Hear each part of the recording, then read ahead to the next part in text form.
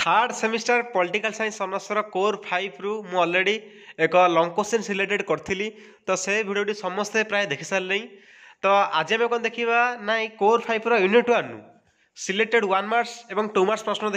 देखा ये जो तुलनात्मक राजनीति रही जो कंपेरेटिव पॉलिटिक्स रही तो से विषय केमी कौन सब माने 1 मार्क्स 2 मार्क्स सर्ट क्वेश्चन केमी कौन आसूँ सब आम आलोचना करवा कौटा गुरुत्वपूर्ण रहा कहीदेवी ठीक अच्छे पे समस्त भिडियो ध्यान दियो तो आम जो पंचम पत्र कोर 5 कौन पढ़ुचे ना introduction to comparative government and politics तो यूनिट कौन रही आम रही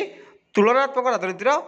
अवबोध जोटा कहे आम अंडरस्टैंडिंग कंपेरेटिव पॉलिटिक्स ठीक अच्छे पे तो भिडियो आम आरंभ करवा आ डेरी करनी देखिए प्रथम प्रश्न कौन कहला सर्वप्रथम क्यों दार्शनिक तुलनात्मक पद्धति प्रयोग विषय कौन सम्यक धारणा देते किए पे ना ग्रीक दार्शनिक आरिस्टोटल जी आम फादर ऑफ पॉलिटिकल साइंस सी कौन करते ना जो तुलनात्मक पद्धति प्रयोग विषय सम्यक धारणा देते प्रथम ये ठीक अच्छे पे क्यों दार्शनिक मतरे तुलनात्मक राजनीति राजनीतिक संगठन प्रकरण परस्पर मध्य संपर्क परिवर्तन एवं परिवर्तन धारा कौन आधार गुड़िक अध्ययन करे किए पे कहते ना एजी स्मिथ कहते स्मिथ कहते कौन ना तुलनात्मक राजनीति कौन करे ना राजनीतिक संगठन प्रकरण परस्पर मध्य संपर्क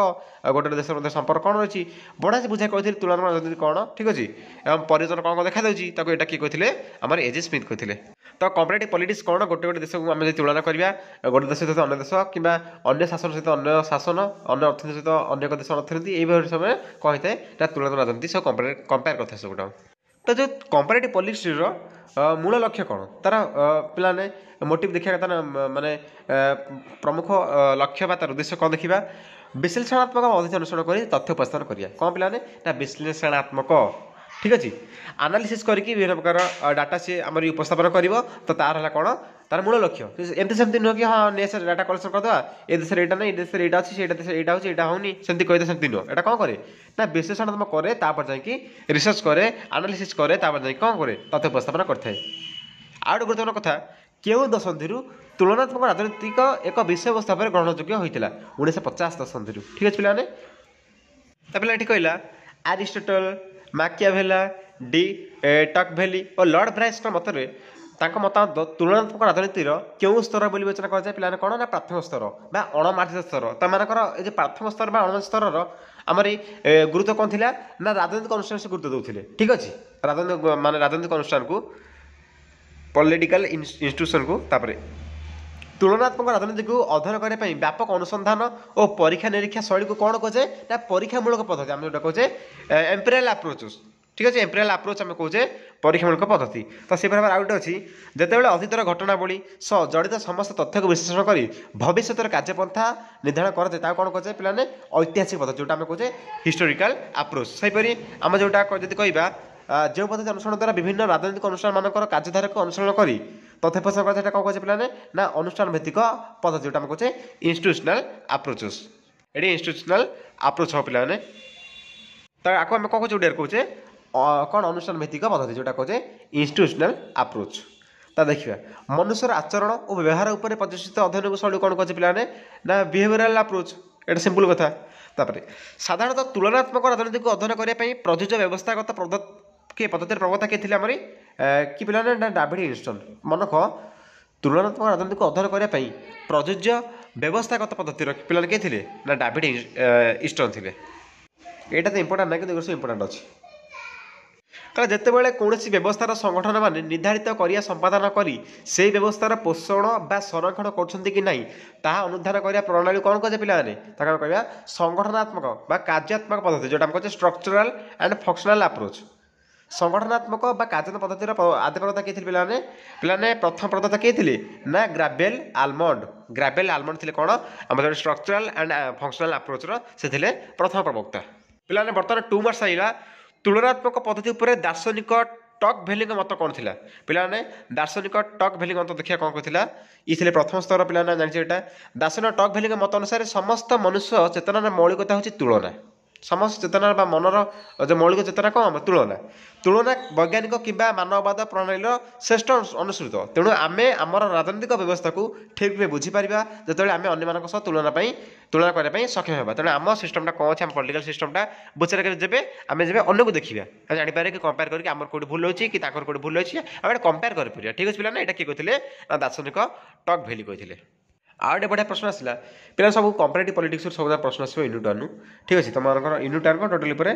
कोर 5 सब प्राय सब ये प्रश्न आसो ठीक अच्छे तुम यूनिट 1 टपिकटा कौन अच्छी ना तुलनात्मक राजनीति अवबोध जो आम देखुचे अंडरस्टांडिंग करछे कंपेरेटिव पॉलिटिक्सटा कौन सब अंडरस्टांडिंग करछे मीनिंग देखुचे तार डेवलपमेंट देखुचे नेचर देखुचे ठीक अच्छे देन तुम यूनिट 2 रे कौन पढ़ा पे ना historical context of modern government 1 आसो ठीक अच्छे से देखिए बढ़िया विषयटा तुलनात्मक पद्धतिर व्यवहार मूल देश कौन पे देखिए तार व्यवहार मूल देश कौन ना प्रत्येक राष्ट्र राजनीतिक प्रक्रिया संपूर्ण राष्ट्र क्रियाकलाप द्वारा प्रभावित होता है ठीक कथा राष्ट्र राजनीतिक कार्यकलाप अन्य राष्ट्र राजनीतिक व्यवस्था द्वारा प्रभावित हुए तेणु तुलनात्मक पद्धति राष्ट्र सामाजिक और राजनीतिक व्यवस्था क्रियाशील कर विशेष सहयोग होता है आम अन्य जन देखिए कौन आगे जाऊ जापर कौनटा दरकार कि कौन अभाव रोचे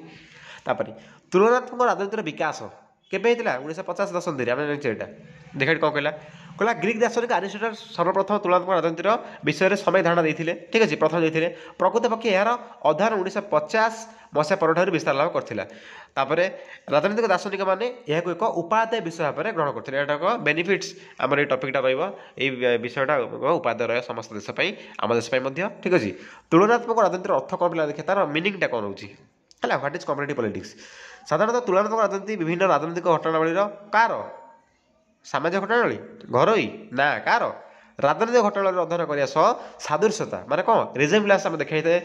सामंजस्य सादृश्यता कौन रिजेम्बलांस कौन रोचे सामान माने